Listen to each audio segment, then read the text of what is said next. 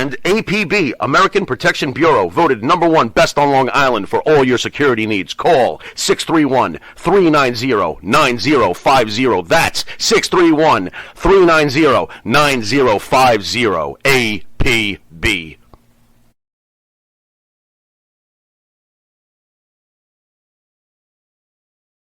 Do you treat your dog as part of the family? Well, so do we. So why not celebrate your pup's birthday with the ultimate party box?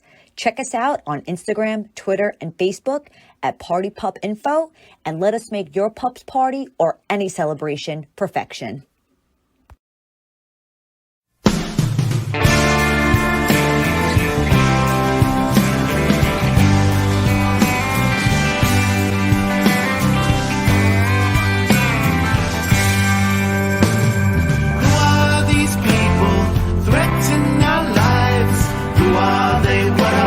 Saying you talk about God like he's yours and not mine, but you are sadly mistaken.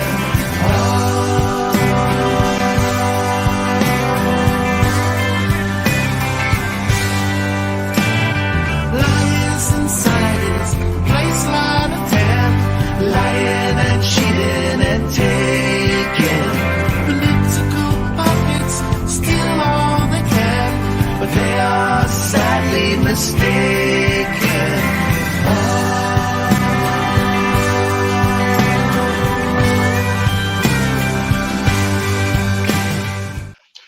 So, ladies and gentlemen, welcome to the episode 2 of the O Spot with your host, Ona Zee.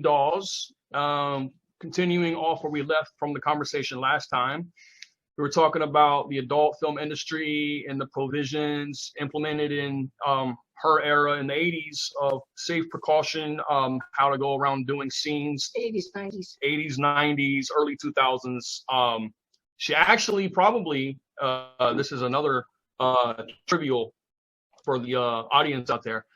She probably has one of the longest careers of any adult performer in the adult film industry, because she literally started in 1985, was it? 86. 86. And then I think your last film was 2005. You might know that better than I do. Yeah.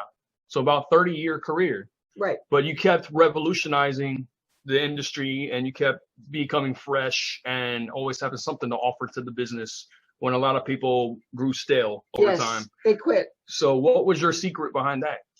I think I'm always looking for something new. I am self-educating and I'm always looking for another answer, or I just want the facts. I want more information and more information. I take classes online. I sit in. I read a lot. I'm carnivorous when it comes to reading. And, you know, I do have so many fans and so many people that keep me updated. And I think that's why. And that is why, as I mentioned in the first spot, Tim and I were talking about, we're writing a book, and that's why I'm writing a book about the industry, yes, but more importantly, how to get out of the industry without hurting yourself. And it's become more and more prevalent that stars are hurting themselves and not getting out and having a full life. Mm-hmm. And what I mean by that is they're committing suicide. So I'm just a very curious person, and I want to know all that I can know about that and other things. And why would you stay in? Like, there are some older women who are still working in their 60s, and I don't know why, or why people want them to, or any of that. I mean, I don't want to put myself in front of the camera and be working at my age. So I want to know more. Mm-hmm. So when you were navigating through the business, one of the things we touched upon in the first episode, where you got to a point where you started your own production company and you branded yourself. Yes. So the intelligent thing about that is, and what's most interesting to me about that is, You were the first, as far as I know, first female, or actually not just female, but any performer in the adult industry to actually create your own brand. Yes, I was and am. I'm the only woman ever to own and operate a worldwide distribution company to this day, and with a library of 300 films. And I think it was really important for me to succeed. I come from a family of very aggressive business people. And this was really important for me, even though it was adult and not being a doctor or a lawyer or something, to succeed in my field and be the first and the best that I could be. I'm not saying that I am, or that someone like Stevie Hirsch at Vivid wasn't or isn't the best or whatever. I'm saying that it was important for me to be the best I could be. And, you know, that's where it was at. And I did have my own moniker. I wanted to be Ona Zee Pictures, Ona Zee Productions, and have people know me for that. And they do. And people, and I could walk down the street and people are shouting, Ona Zee, I love you. And, you know, this is 35 years later, and it's great. It's fun. And I could be with my husband and he's like, she's right here. So I definitely made the impact I wanted to make. So when you were doing films back with other producers in the beginning stage of the adult film industry, what were some of your experiences like? Did you have gross back-end deals? You were supposed to make a gross percentage off of certain films and then you weren't paid on the back end, or? No one gets paid on the back end. Okay. Now in regular films, yes, I've done several of those and we get paid a percentage. You get your salary. You don't always get what you ask for, but you do get a salary, and you can, depending on, you know, whether you're starring in it or co-starring, whatever, get something on the back end. It has been my entire experience in 35 years that no one gets paid a commission or a gross amount of money. You get whatever you're paid for that scene, for that day, and that is it. And that is one of my biggest problems with the industry, is that, you know, health insurance, you know, HIV protection, just the money you get for that scene, when that scene is going to be reproduced hundreds of times within that company that you're working for in hundreds of other films. And that's not fair. You should get a percentage every time that scene is reproduced in another movie. And that has never happened, and I don't believe it ever will, because that's not the way it's been set up from the beginning of time, and it's not fair. It's just not fair. I mean, you're working your, pardon the expression, your ass off, and you're sweating and you're doing this and you're doing that, and you're giving it your all, and you're only making like $1,000 a scene, or maybe not even that, or, you know, 3,000 or whatever it is, but it's not enough, because you'll see that scene over and over and over again in every language, in every country. Well, what's fair about that? Nothing.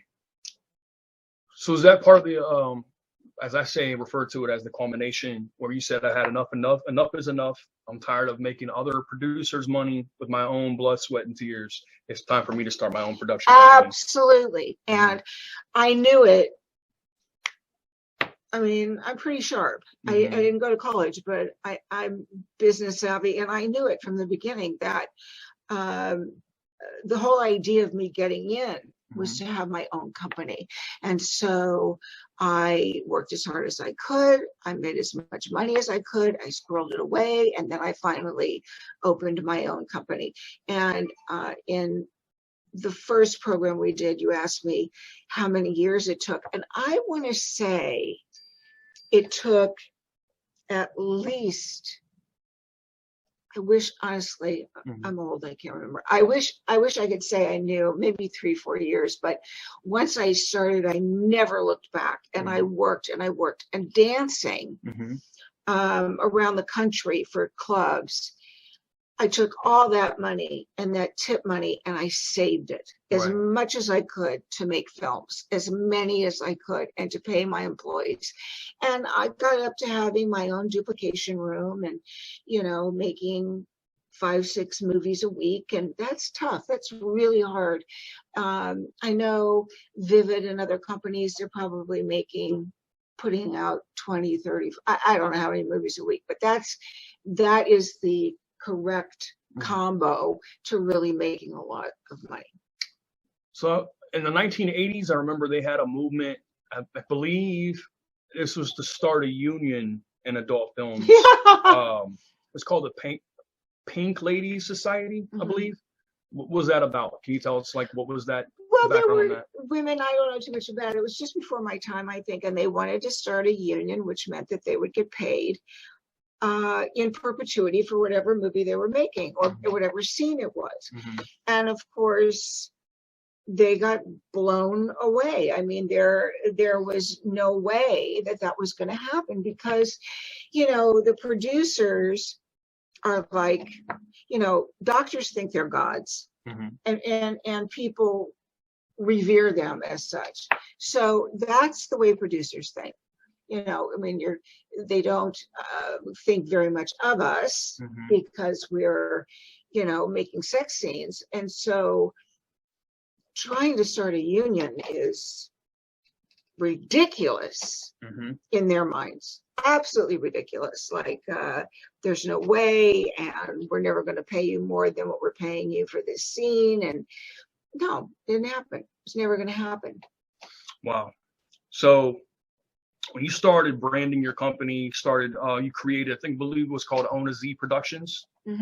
Or Ona Zee Pictures, either one. What was the response to that? You were the first in the industry to do that. What was the response to that? Well, it was interesting. It was good and it was scary because the way the men producers responded was like the duplication company I was working with, huge company.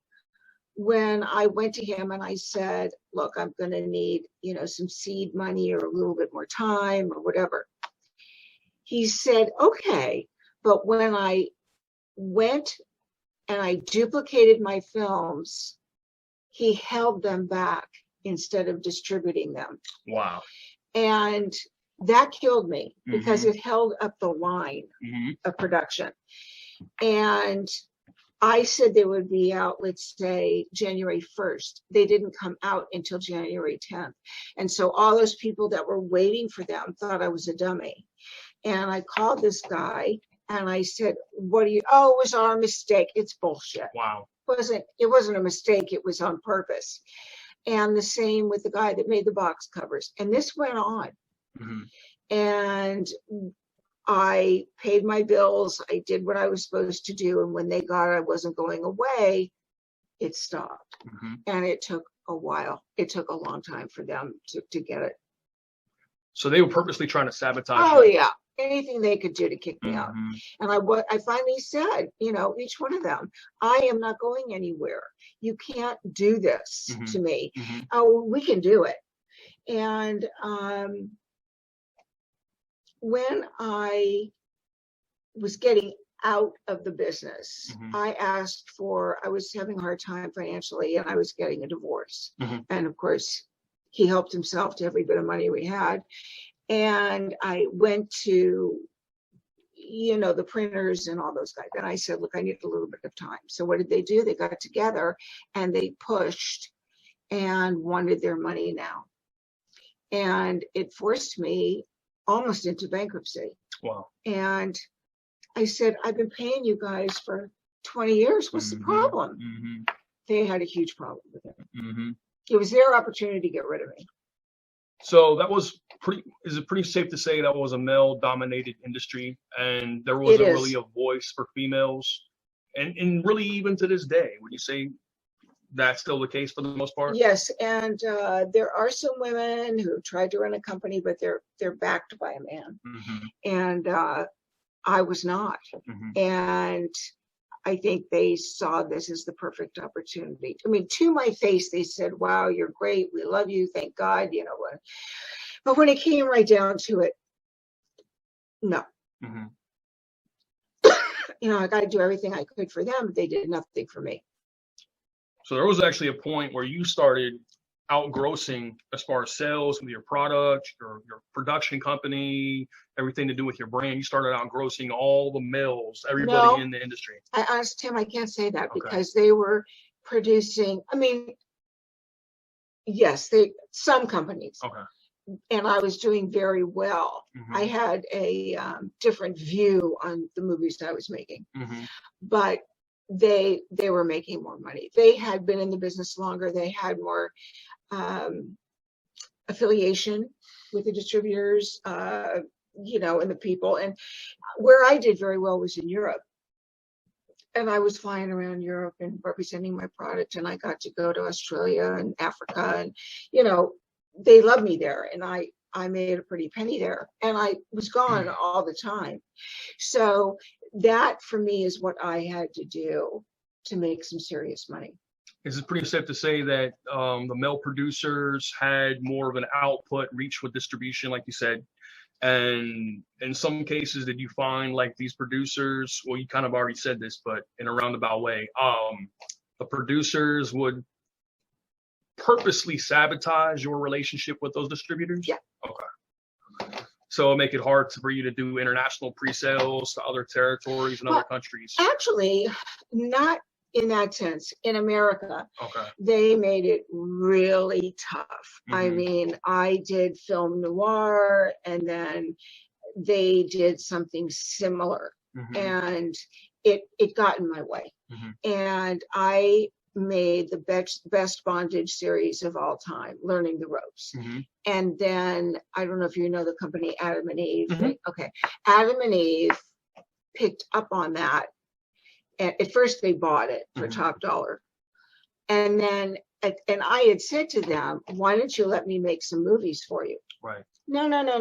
So finally they made their own version of Learning the Ropes, and it was terrible, but they had the wherewithal to send it out everywhere. They had tons of money, and so they directly competed with me, and that was hard to take because I had always supported them, gone to shows for them, you know, given them great price breaks, and there they were trying to, you know, put the dirt over my head. So that was very rough. So this industry of adult films, a lot of people would not know probably, but the real world and the reality of it is this industry is viewed by everybody in the world. Doctors, lawyers, police officers, my God. Yes. Dentists. I mean, it doesn't matter. Like Catholic priests. Yes. At some point in time in your life, you've seen an adult movie. Yes. That's the bottom line of everything. So even though it's kind of taboo to some people behind closed doors, it's like completely open, and it's another world. It's another lifestyle. I don't know anybody who hasn't seen one. Right. So what do you think as a performer, producer, this entertainer in that industry for such a long period of time, would you say was the, let's say the sensual factor, why people get off on watching adult films? What would you say that the reason is behind that? I think one of the reasons is because they're afraid to do what I'm doing. And it gives them liberty to say, oh, wow, well, she's doing it, I guess I can't. I mean, that was my purpose, was to let people know that it was okay. There's no shame in having sex. Right. Front, back, up, down, you know, upside down, whatever your choice is. And even in bondage, there's no shame if that's your gig. And I have a lot of private clients who wanted bondage, just one-on-one, me and them. And I think a lot of people wanted to do it with their partner. Like, women are very shy. and sometimes men are too, but for the most part, women. And I think if they watch someone else, they might feel better, like, oh, well, she's doing it, I guess I can do it, I guess it's okay. Right. And I think I think that's a reason. That's a really good reason. But I know that a lot of what I made was instrumental in helping people get over what fear or phobia they might have about having sex. So, like, what would you say to young girls today that are trying to break into the industry, like the adult film industry? That's their purpose in life, is to become part of the adult industry. The first thing I say to them is, look, think about this. Think about your grandmother. Mm-hmm. Oh, okay, I can think about her. And you're 18, 19, 20 years old. So what would your grandmother say, you know, if she saw that? Oh, no, I can't even imagine it. Okay, so now, instead of grandma, let's think about the fact that, you know, 5, 6, 7 years down the road, you're married and you have a baby. Right. And now a few years in, baby's watching a movie and it's you having sex, but not with daddy. Oh, no, I couldn't do it. And there's baby and grandma who's babysitting. And the two of you are like, you know, what would you say to baby? Oh, I never thought about that. That could be really bad. As she snorts a little more coke. And I would say, why don't you go home and think about that? Because that is exactly what's going to happen. And everybody in your life is going to know, and they're going to tell somebody else until grandma knows. And when you decide to leave or don't leave or whatever, and you have children, one day they will know. So if that's okay with you, then come back to me and we'll make a contract that says it's okay with me. I get it. I'm over 18. And I want to make films. Right. If it's not okay with you, then I don't expect to see you in anybody else's studio. But so, that's the very first thing. So that's what you tell any actress before they get involved, man or woman. So give like an in-depth look at, okay, so you are just now, this is your first film, you're stepping foot on the set for the first time. What was that experience like? Did you know what was expected of you before you went into the set? It was scary, Tim. Okay. It was so scary. I was 33 or whatever I was, and it was still scary. There were all these people all over the place running around. Keisha had roller skates on. And she was like, so I'm listening to this. And the crew was like, come on, let's get it together. Ona, get over here. And Tom Byron was very young. And he was standing near a fireplace. And he said to me, so what's your story? And I wanted to like fucking smack him across the face. And, you know, he's like a baby for me. Right. He's in his 20s. Right. And I said, well, I haven't done this before. Oh, come on. I said, well, I've had sex, but not in front of a camera. And he said, well, don't worry about it. We'll have a really good time, which we did. He's very, very good at what he does. And first of all, I was staying in I like to live alone. So I'm staying in a house with all these other actors. And I don't like that. So I'm a little wound up. And I'm not sure what to think. I'm not sure what to say or do or whatever. So I have lines to speak. So I'm relying on my acting ability to push me through. Right. So I'm like, okay, let's do some acting. So we do. And my heart's like pounding in your chest. Yeah. So eventually we get to the sex part. And you know what? I thought about this for years. I just kind of switch off. And I go into this Ona Zee person. I'm no longer Ona, I'm Ona Zee now. And it has, held me stalwart throughout my entire career. And one of the issues I had when I wanted to transition out was that I couldn't turn it off. Okay. I could not turn it off. And I had to figure out, how am I going to do that now? Because I think I mentioned to you when we were having lunch that it's more than just the sex. It's the money you make. You buy your own jewelry, you buy makeup, you buy clothes, you buy a house, you buy this and that. And so you don't want to turn it off. You want to, I mean, I'm very orgasmic. So for me, it was really fun. But it's hard. Once you turn it on, it's hard to turn it off. And the longer you do it, the more you become that actor and not your person. Got you. So was that process to transition out of yourself into Ona Zee, was that a difficult transitional process? It wasn't difficult. It was hard to come back. Okay. And that is what my husband at the time saw.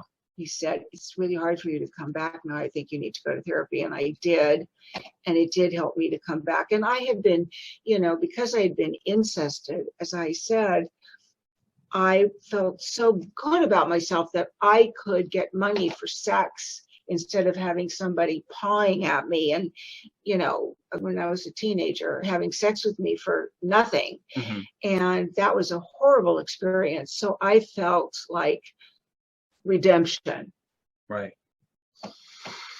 So when you say you had a hard time turning it off, you were basically Ona Zee on the set and off set. I was. And Okay. and it didn't really, it didn't hurt me. It didn't help me. It didn't really do anything. But I became hard. People were trying to, you know, screw me over. They didn't, you know, when you're in the business, it is like any other business. People don't want to pay you. But in the adult film industry, they really don't want to pay you. So one company in particular back east, they would run their bill for a year and it could be $100,000. Okay. And then when they got ready to pay you, they'd say, okay, I'll take 20%. And I'll pay you. And I'm like, no way. Wow. You know, I've been paying my phone bill, my people, whatever, and now you're going to take frickin' 20% off and pay me? No. And that's when I met my husband because he was coming to interview for a CFO position. And I was screaming. And he had a friend who brought him in and he turned around and he said to him, I don't know if this is for me. And he said, no, you have to understand. It's impossible to get paid. Wow. Nobody wants to pay her or anybody else. And it took very heavy measures to get paid. So what would you have to do to go through the process of being paid? Well, I eventually had to hire some people. And, you know, in one instance, I had a huge fish head. I cut it off and put it in this guy's lawn. Okay. With a note. This is just a warning.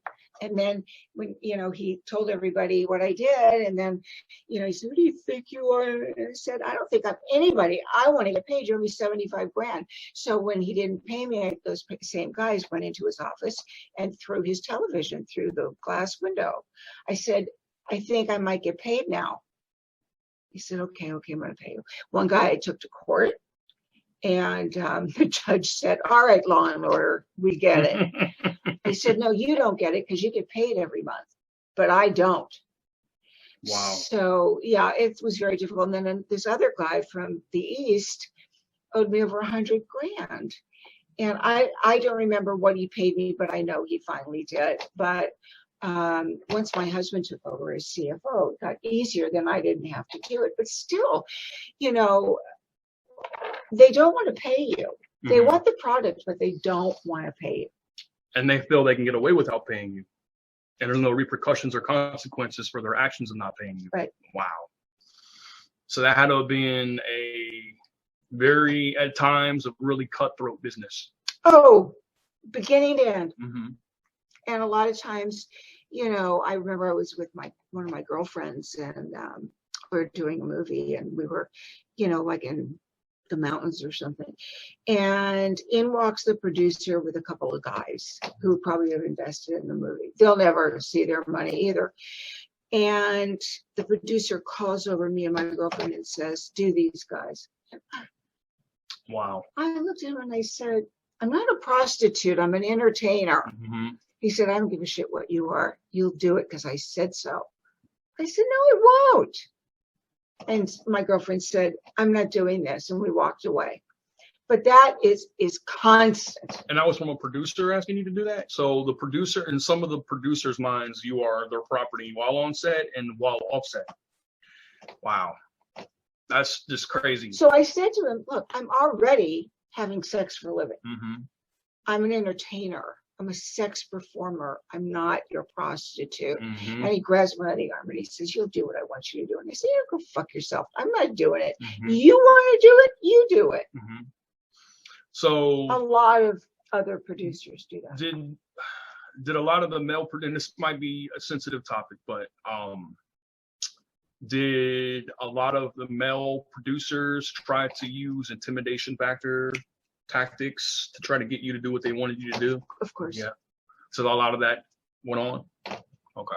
Not just with me, but the other girls too. Mm-hmm. Like, I was already at some point like 36, 37, whatever, and I'd made several films. And so we had the proverbial casting couch, which was so stupid. Mm-hmm. You're already naked. Mm-hmm. So I had on a dress or something, and they called me in and said, get undressed. I said, no.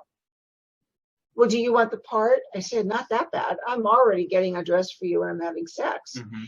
And this one guy said, get undressed so you won't work anymore. I said, for who? For you? Mm-hmm.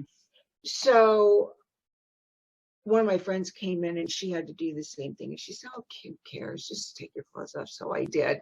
And I said, he says, now come sit on my lap. Mm. I got dressed and I walked out. I still made the movie, Mm-hmm. but a lot of people got killed.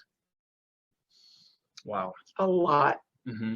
And, it's just that intimidation is so rampant and horrible.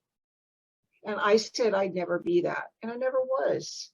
And that was a big reason why I wanted to have my own company. Mm-hmm. I wanted to show people that you don't have to be that way to make a movie. It's not necessary. Mm-hmm. Because I know, unless you have some body defect that I need to know about, and I've never met you before, Right. It's not, I'm going to see you on camera in a week. Mm-hmm. Just tell me, do you have like a mark on your penis or your birthmark or something? If you do, just tell me. Right. I do. Okay, can I see that? Mm-hmm. Okay, I saw it. Great, thanks. Now I know what to expect. Mm-hmm. Mm-hmm.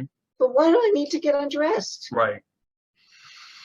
So you were always married when you were in the industry, correct? I was married, Okay. and then I divorced, Okay. and then I married my current husband. Okay.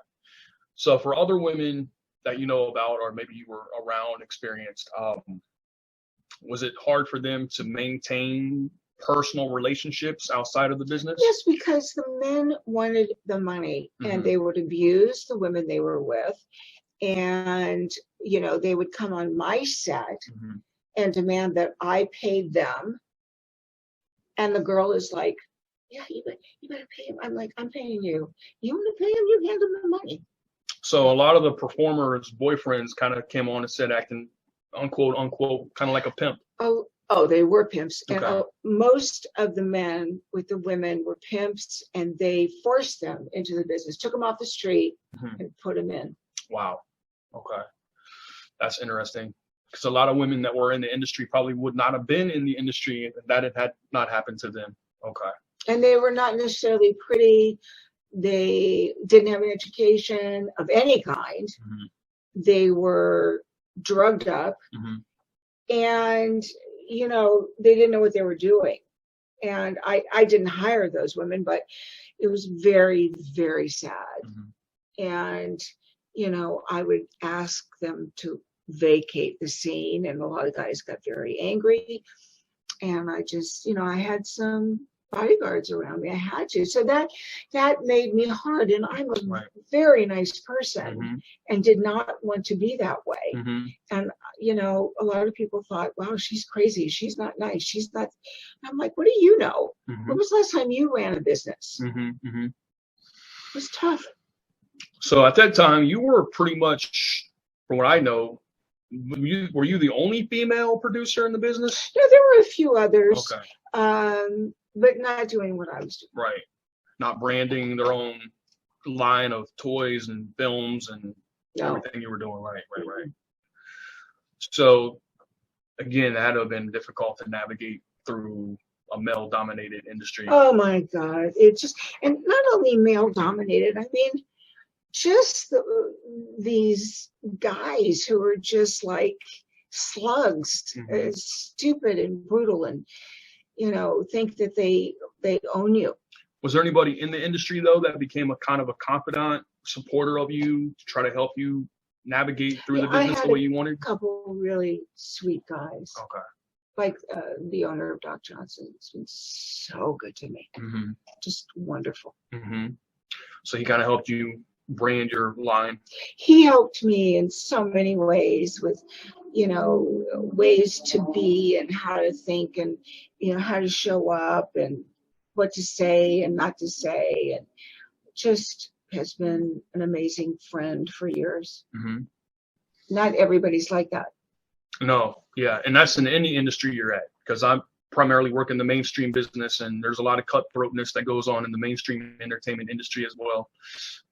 You just have to stand firmly with what you believe in and stand up for what is right and what is wrong, and be a leader, not a follower. So the fact that you were mature when you entered into the business, it was easier for you to handle the pros and the cons of the business than a lot of women, because they weren't educated and they weren't as mature as you. It was, but like I said, I got tough. And so when I met my current husband, I had to find a way to back it down. And it took a while. And, because I'm normally very sensitive, very soft, and it took a while to back down. So like the first time that you did a film on your own as the producer through your production company, what was that experience? Were you finally able to see the back end of a film that you were in and actually see a profit? Now you were making money off of your name and your brand, and you weren't allowing other producers to take advantage of you. It was great. And I paid the women fairly.